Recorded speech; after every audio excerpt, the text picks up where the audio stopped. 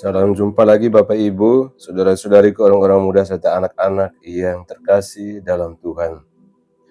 Kita masuki hari Rabu pekan biasa ke-17 tanggal 30 Juli 2025. Mari kita merenungkan bacaan suci dari kitab Keluaran bab 34 ayat 29 sampai 35 dan Injil Matius bab 13 ayat 44 sampai 46. Dalam nama Bapa dan Putra dan Roh Kudus. Amin.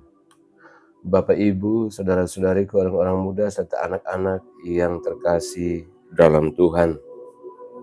Pernahkah kita menemukan sesuatu yang begitu berharga, yang saat kita sadar akan nilainya, kita rela mengorbankan segalanya untuk mendapatkannya? Itulah yang Yesus mau sampaikan hari ini dalam dua perumpamaan tentang kerajaan Allah. Tuhan Yesus menggambarkan kerajaan surga seperti harta terpendam di ladang dan mutiara yang sangat indah. Dua hal yang tampaknya tersembunyi, tidak mencolok, tetapi bagi mereka yang mencarinya, nilainya tak terhingga. Perhatikanlah baik-baik tindakan orang-orang dalam perumpamaan dalam bacaan Injil. Seorang menemukan harta dalam ladang, lalu menutupinya kembali, menjual segala miliknya, dan membeli ladang itu. Seorang pedagang lagi mencari mutiara yang indah dan ketika menemukannya, ia menjual seluruh miliknya untuk mendapatkannya. Kedua perumpamaan ini menunjukkan respon yang sama, penemuan, kesadaran, sukacita, pengorbanan, keputusan radikal. Inilah jalan pertobatan dan iman. Seorang yang sungguh-sungguh menemukan Allah tidak akan bisa hidup seperti sebelumnya. Ia akan berubah, bukan karena terpaksa, tetapi karena kasih dan sukacita yang besar. Dalam kehidupan sehari-hari, kita sering mencari banyak hal, keamanan, kenyamanan, pujian, uang, jabatan, popularitas. Tapi Yesus hari ini bertanya, sudahkah kamu menemukan harta yang sejati?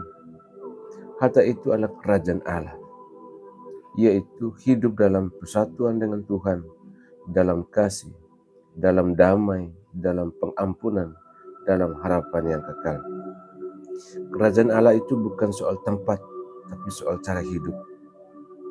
Ia tersembunyi di dalam hal-hal kecil yang kita lakukan setiap hari, dalam senyum yang tulus, dalam kesabaran terhadap anak-anak, dalam pengampunan yang kita berikan, dalam waktu doa yang kita perjuangkan, dalam pelayanan yang kita lakukan tanpa pamrih. Selanjutnya dalam bacaan yang pertama, kita melihat wajah Musa yang bersinar setelah berbicara dengan Allah di gunung.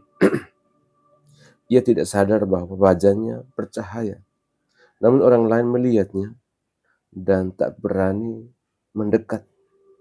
Wajah Musa berubah karena perjumpaannya dengan Tuhan, yang membawa dua loh batu berisi 10 perintah dan juga membawa pancaran kehadiran Allah. Pertanyaannya bagi kita adalah, apakah hidup kita memancarkan terang Tuhan? Apakah orang lain bisa merasakan bahwa kita adalah orang yang hidup dekat dengan Tuhan? Ataukah hidup kita seperti loh batu yang kosong, keras, kering, dan tanpa cahaya? Musa tidak sengaja membuat wajahnya bercahaya. Ia hanya taat, hadir, dan berbicara dengan Tuhan. Terang itu datang sebagai buah dari relasi. Saudara-saudariku yang terkasih, harta itu tidak selalu mudah ditemukan. Mutiara itu tidak selalu langsung terlihat. Tapi ketika kita mencarinya dengan sungguh, ketika kita membuka hati dan terus menjalin hubungan dengan Allah, kita akan tahu bahwa apapun yang kita lepaskan tidak sebanding dengan apa yang kita peroleh. Kita tidak dipanggil untuk sekedar tahu tentang Tuhan, tetapi untuk hidup dalam Tuhan. Bukan hanya mencari kenyamanan, tapi mencari kerajaan Allah dan kebenarannya. Dan ketika kita sungguh menemukannya, hidup kita akan berubah. kita akan tahu bahwa inilah satu-satunya harta yang tidak bisa dicuri oleh waktu, oleh dunia atau maut. Dan akhirnya kita berdoa, Tuhan Yesus, Engkau adalah harta terindah dalam hidup kami. Seringkali kami sibuk mengejar hal-hal duniawi dan lupa bahwa hidup bersamamu adalah kebahagiaan sejati. Ajarlah kami untuk rela melepaskan apa yang sia-sia dan memilih Engkau setiap hari. Biarlah hidup kami memancarkan wajah yang bersinar karena kasih dan kehadiran-Mu. Amin. Tuhan bersamamu. Semua kita sekalian, semua yang kita kenangkan dalam doa-doa kita. Dan usaha-usaha kita senantiasa dilindungi, dibimbing, dan diberkati oleh Allah yang Maha Kuasa, Bapa dan Putra dan Roh Kudus. Amin.